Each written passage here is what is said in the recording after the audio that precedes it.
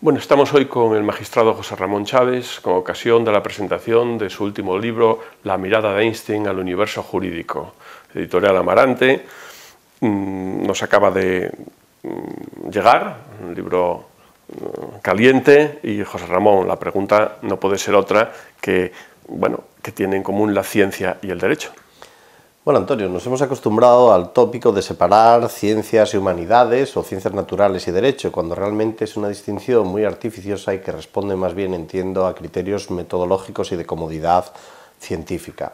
Hay fenómenos como Internet o fenómenos como de epidemias graves, los cuales difícilmente pueden explicarse o atenderse o darse respuestas sin conciliar la perspectiva científica y la perspectiva jurídica. Por eso recientemente las declaraciones del ministro de Educación japonés, cuando decía que había que potenciar los estudios técnicos universitarios y castigar o penalizar a las humanidades por ser inútiles, me parece inaceptable. Inaceptable porque la vida es algo más que la productividad, es algo más que la fabricación. Hay unos valores como solidaridad, empatía, relaciones, los cuales solo desde las humanidades pueden darse respuestas. Y afortunadamente la Universidad Española lo ha entendido muy bien y conciliamos ese modelo dual. Lo que pasa es que de ahí a equiparar la ley natural y la ley jurídica es mucho, ¿no? Bueno, piensa, Antonio, que la raíz de la palabra ley mismamente, tras la Revolución Francesa, cuando se habla de imperio de la ley, es porque se tenía el reflejo, el espejo de las leyes físicas, por entonces imperantes, que daban mucha seguridad. Sin embargo, hoy día la ciencia va siendo más inestable, nada es inmutable y eterno, y van cambiando incluso las leyes naturales que se creían consolidadas. Es eso que se llama el cambio de paradigma. Cuando llegó Newton cambió el paradigma que existía, llegó las ideas de Einstein y cambiaron también, con la mecánica cuántica ha vuelto a cambiar. Y el mundo de derecho también experimenta sacudidas y conmociones. Cuando cambia una constitución, evidentemente cambia y afecta al resto del ordenamiento jurídico. O sea que hay una vida paralela del conocimiento científico e incluso me atrevo a decir del conocimiento jurídico. Sí, pero todas las disciplinas crean su propia jerga. Hay una jerga científica, hay una jerga jurídica, hay una jerga económica. Y bueno, en realidad este acercamiento, pues no sé, puede una primera aproximación que tú en tu libro argumentas con muchísimos ejemplos, puede parecer un poco artificiosa. No, pero es que precisamente el lenguaje científico aporta unas metáforas utilísimas para explicar el fenómeno jurídico. Por ejemplo, si asistimos al ordenamiento jurídico con esa eclosión que tiene a partir de una constitución que da lugar a leyes, a reglamentos, a directivas, a sentencias judiciales, a negocios jurídicos que parecen expansión, en confusión, en un tumulto que no se sabe a dónde avanza, nos viene la imagen del Big Bang, de la explosión, de la generación del universo. Sería a partir de la constitución originaria se produce esa productividad. ¿Y dónde quedamos los juristas? Pues somos como astrónomos que examinamos el firmamento y vemos aspectos de planetas, vemos la luz del sol, vemos nebulosas, vemos un montón de fenómenos e intentamos explicarlos, pero ni los astrónomos tienen la certeza de lo que pasa en el universo, ni los juristas la tenemos de lo que pasa en todo el conjunto del ordenamiento jurídico. Entonces, ¿debería de tener algún papel la experimentación en el mundo del derecho? Claro, la experimentación, el aplicar un experimento para contrastar y elevar una ley científica, parece que en el mundo del derecho no tiene cabida. Sin embargo, el problema con las leyes es que frecuentemente se rodean de meros informes y memorias y son la ocurrencia del legislador que se apoya en la fuerza de los votos para lanzar a la calle una ley que no se ha contrastado, que no ha tenido una validez empírica previa. Por eso hay que enfatizar en mayor medida determinados modelos, determinada experimentación antes de abordar una nueva ley. Por ejemplo, en los últimos años hemos asistido en 4 años nada menos que a 24 modificaciones de la ley de enjuiciamiento civil. ¿Alguien no ha hecho bien los deberes? ¿Alguien no la contrastó? Hay unos errores, evidentemente. No se puede jugar a experimentar con leyes cuando afecta a toda la sociedad, o el fenómeno que bien conoces de la ley de contratos del sector público, que se hace y se deshace. Reflexionemos, practiquemos, apliquemos modelos de laboratorio social y práctico con los funcionarios en la aplicación de las leyes y nuestro producto legislativo será mejor y no tendremos que modificarlo y derogarlo y aplicar como Penélope enredando todo el día y desenredando. En tu libro haces un reconocimiento al papel de la ley natural y del derecho natural y la ciencia, ¿no? ¿Puedes ponernos algún ejemplo de cómo podemos hoy en día, en la vida práctica de los ciudadanos, de las burocracias, de las sociedades, cómo puede tener alguna cabida estas leyes naturales o los ámbitos científicos? Claro, tú me planteas el reto entre derecho natural y ciencia, cómo se concilian esas dos vertientes, ¿no? Lo ético y lo científico.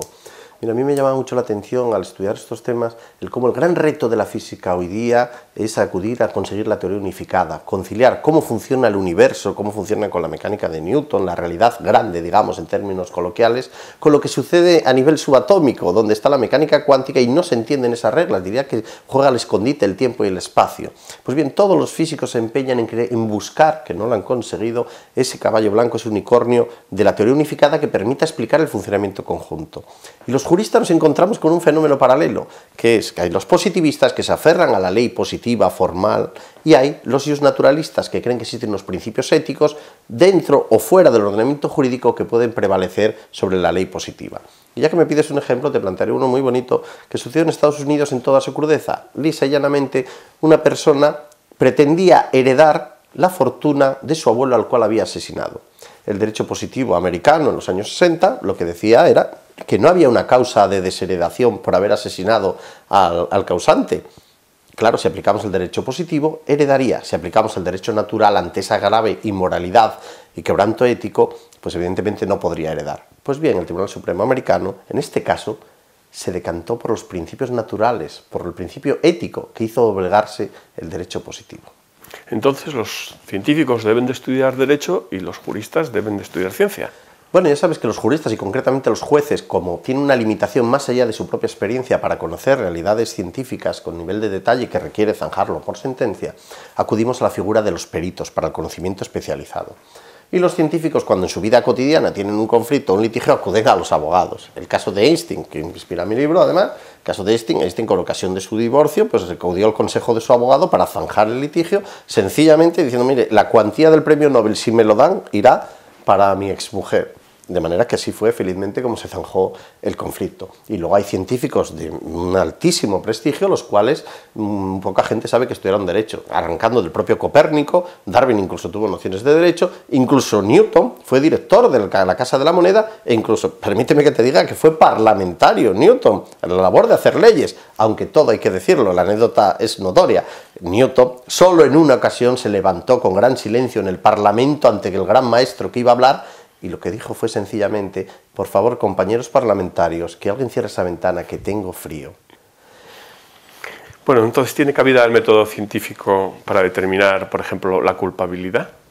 Mira, uno de los grandes avances revolucionarios casi en el mundo del derecho penal ha sido el de determinar, los encaminados a determinar la culpabilidad, la malicia, la intención. Y para ello están las conquistas que provienen, por una parte, de la psicología y por otro, de las neurociencias. A ello se suman los alcances de las conquistas en materia del ADN, a la hora de determinar la culpabilidad o más bien la inocencia de los imputados o de los acusados. Y llegará un día, Antonio, con franqueza, en que las máquinas de la verdad más complejas nos permitan saber quién miente o no, si es un testigo, si es un culpable, quién no. Por lo tanto, las ciencias prestan un enorme servicio, concretamente la disciplina del derecho penal. Muy interesante. Entonces, quizás también algún día podamos llegar a tener las leyes científicamente comprobadas.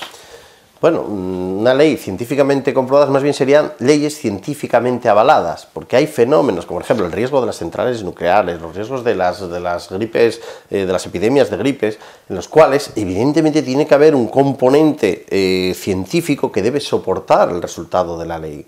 Lo cierto es que esa simbiosis a que están llamadas las ciencias naturales y el derecho, ese camino que deben andar juntos, creo que va a ser ineludible hoy día, que se van a borrar las marcas de una y otra disciplina y creo que además me parece bonito saber que hoy día los científicos se encuentran con la famosa teoría del caos, el que dicen que los sistemas complejos, que es difícil saber exactamente predecir lo que va a suceder, y eso sucede curiosamente en el derecho, porque ¿quién no ha dicho alguna vez, bueno, esta ley es absurda, esta ley es caótica, o bien que el ordenamiento es paradójicamente desordenado? Cuando bien sabes que el desorden es precisamente lo que aplica la segunda ley de la termodinámica. Dice que todo el mundo tiende al desorden, al desequilibrio.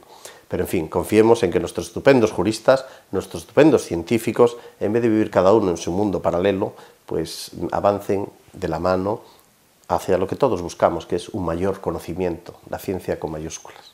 Bueno, pues gracias, José Ramón, por dejarnos esta obra. Es una obra de referencia, de reflexión, un ensayo de lectura obligatoria para todos aquellos que nos encontramos inmersos en una vida que puede ser más o menos relacionada con los aspectos jurídicos, pero que no debemos olvidar que tiene un sustento científico importante que debe de servir de base. Gracias, José Ramón. Gracias.